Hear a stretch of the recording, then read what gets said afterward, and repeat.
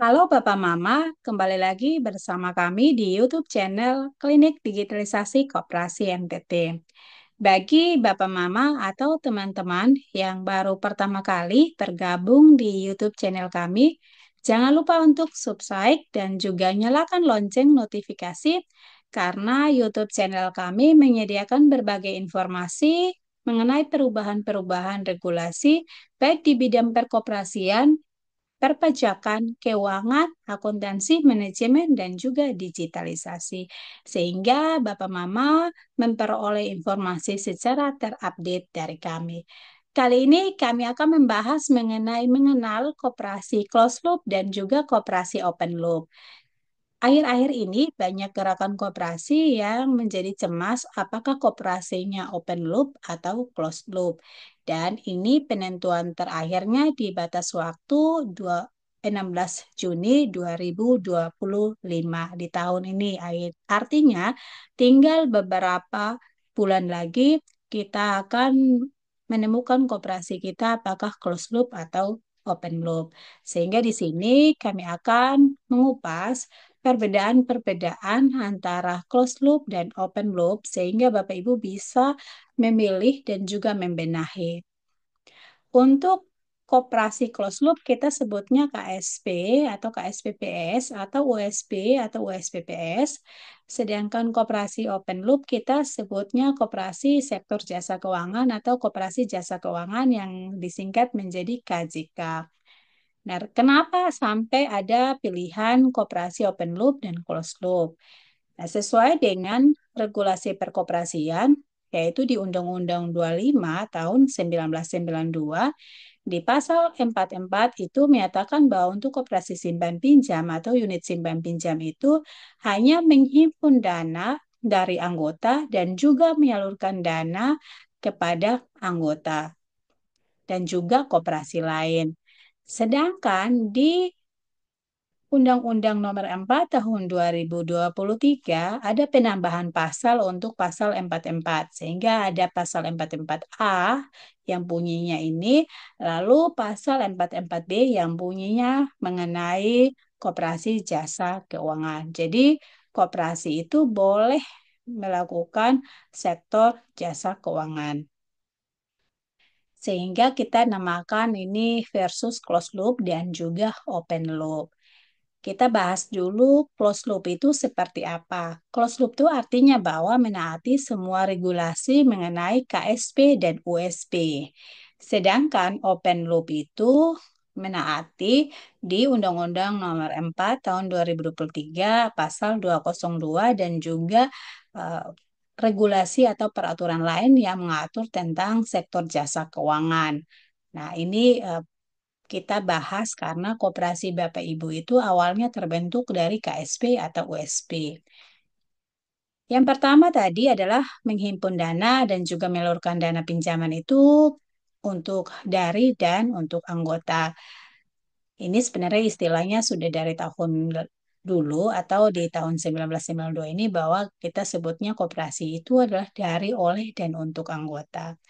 Lalu yang berikut adalah menerima sumber pendanaan dari bank ataupun lembaga keuangan lain, contohnya LPDB, ataupun lembaga keuangan lain itu dengan batas maksimal itu 40% dari total aset. Jadi di Undang-Undang 25 dan Undang-Undang 4 ini dipertegas tentang closed loop itu atau KSP itu di Permen 8 tahun 2023. Nah, ini termasuk batas maksimal yang harus diikuti dan dipatuhi oleh koperasi simpan pinjam atau USP. Jadi, bisa diinventarisir bahwa apakah utang pinjaman koperasi itu melebihi 40% atau tidak. Lalu yang berikut adalah bunga simpanan dan juga bunga pinjaman.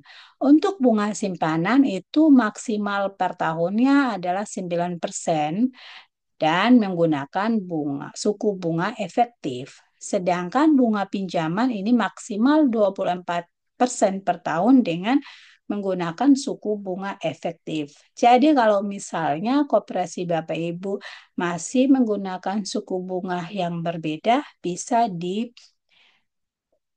bisa Bapak Ibu perbaiki atau benahi dengan pengalihan ke suku bunga efektif. Nah, ini sebenarnya ada juga di Permen 02 tahun 2024. Lalu berikut adalah penempatan kelebihan dana pada koperasi sekunder atau koperasi lain. Jadi, jika ada kelebihan dana setelah penyaluran kepada anggota, koperasi diperbolehkan untuk menyimpan uangnya kepada koperasi lain atau sekunder dengan batas 10%. Nah, ini perlu dilihat kembali apakah uang atau dana yang disimpan ke sekunder atau koperasi lain itu melebihi tidak 10%. Jika melebihi perlu diatur kembali. Lalu yang terakhir inilah yang dinamakan KSP atau SP itu usaha tunggal.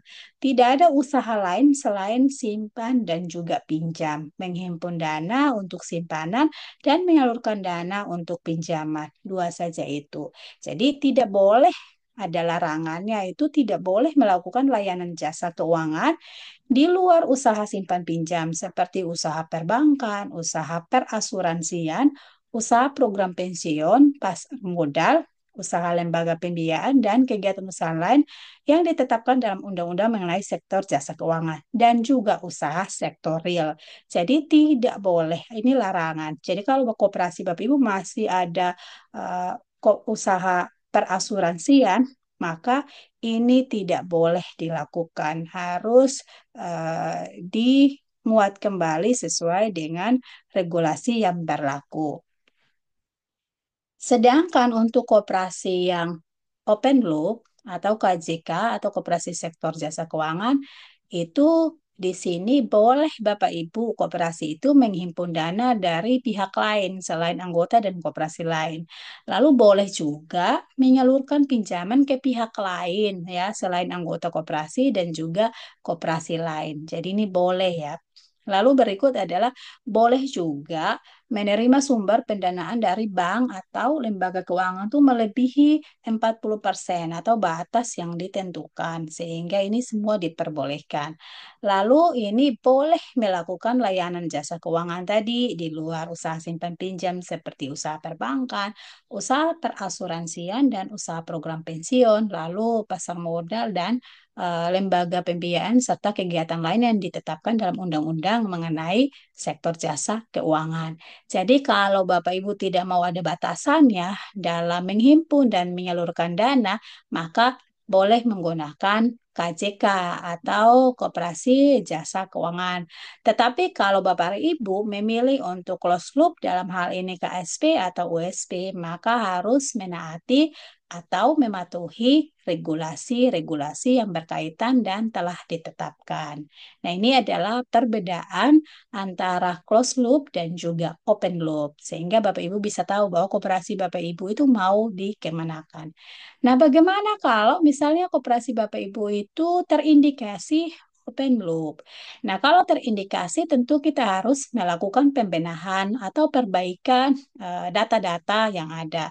Pertama, kita tetap patokan pada closed loop itu aturannya seperti apa. Nah, ini bicara soal menghimpun dan menyalurkan hanya kepada anggota. Nah, banyak sekali anggota yang disebut anggota tetapi tidak sah menurut aturan. Kalau sesuai dengan peraturan pemerintah nomor 9 tahun 1992 itu kan walaupun koperasi itu menerima anggota dalam hal ini sudah menyetor simpanan pokok, tetapi belum terdaftar dalam buku daftar anggota, maka itu masih disebut calon anggota atau simpanan pokoknya itu belum lunas, itu pun belum dikategorikan anggota. Atau anggota itu adalah sesuai dengan Undang-Undang 25 bahwa anggota itu adalah anggota yang tidak cakap dan mampu dalam melakukan tindakan hukum atau kalau di Indonesia itu di atas 17 tahun atau anggota itu belum punya KTP.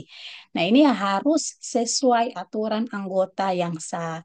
Nah, kebanyakan itu anggota luar biasa digabung menjadi anggota ini yang menjadi tidak sah anggotanya, sehingga ada perbedaan daftar anggota dan daftar anggota luar biasa. Jika Bapak Ibu punya anggota luar biasa, maka harus dipilah, dibenahi, sehingga benar-benar yang ada di buku daftar anggota adalah anggota sesuai dengan Undang-Undang 25. Dan syarat-syarat keanggotaannya itu tercantum di anggaran dasar koperasi masing-masing. Sehingga di sini kita akan melihat keabsahan anggota. Yang berikut adalah daftar utang pinjaman kepada bank atau LPDB atau lembaga keuangan lainnya itu pastikan itu tidak melebihi 40%. Nah, biasanya ini dilihat di laporan posisi keuangan, yaitu di situ ada memuat akun utang pinjaman dan juga penjelasannya di catatan atas laporan keuangan itu pinjaman dari mana saja dan jumlahnya itu berapa persen. Jadi pertahankan batasan ini yaitu tidak boleh melebihi. Yang berikut koperasi simpan pinjam itu wajib memiliki dokumen-dokumen seperti anggaran dasar, anggaran rumah tangga, peraturan khusus, SOM dan juga SOP dengan substansinya itu tidak menyalahi regulasi yang ada atau tidak boleh bertentangan dengan regulasi-regulasi lain ataupun saling bertentangan. Pastikan itu memuat minimal itu ada undang-undang dan juga peraturan-peraturan pemerintah yang sedang berlaku. Jadi pastikan ya Bapak Ibu untuk Permen 8 ini mencabut beberapa peraturan menteri yang mengenai usaha simpan pinjam sehingga kalau Bapak Ibu di Persusnya masih pakai regulasi lama pastikan itu diubah. Nah, di video kami yang sebelumnya juga sudah memuat pedoman mengenai penyusunan Persus simpan pinjam. Di situ Bapak Ibu bisa lihat item-item berdasarkan regulasi terbaru. Lalu perhatikan substansi di Persus yang mengenai simpanan dan pinjaman itu tentang suku bunganya, pastikan suku bunganya efektif dan tidak melebihi 9% per tahun untuk simpanan dan tidak melebihi 24% per tahun untuk pinjaman. Lalu yang berikut adalah daftar simpanan pada koperasi lain atau koperasi sekunder, yaitu pastikan tidak melebihi 10% dan ini sebenarnya dapat dilihat dari laporan posisi keuangan. Lalu usaha yang dijalankan itu hanya usaha simpan pinjam, di mana ini harus memiliki izin usaha simpan pinjam dan izin jaringan pelayanan usaha simpan pinjam bagi koperasi yang memiliki kantor cabang, kantor cabang pembantu, ataupun kantor kas. Dan yang terakhir adalah melaksanakan rapat anggota. Pastikan dalam melakukan rapat anggota itu harus melalui penyelenggaraan rapat anggota yang benar atau pedomannya dan Bapak Ibu bisa lihat di video kami sebelumnya juga dan format RAT itu juga ada di video kami tersebut. Jadi ada perbedaan antara rapat anggota khusus dan rapat anggota tahunan. Di situ Bapak Ibu jangan sampai salah dalam menentukan kewenangan. Karena banyak persus yang disajikan itu tidak memenuhi quorum rapat anggota khusus. Jadi ini menjadi tidak sah. Sehingga perlu dipastikan setiap rapat anggota yang dilakukan itu adalah sah secara quorum.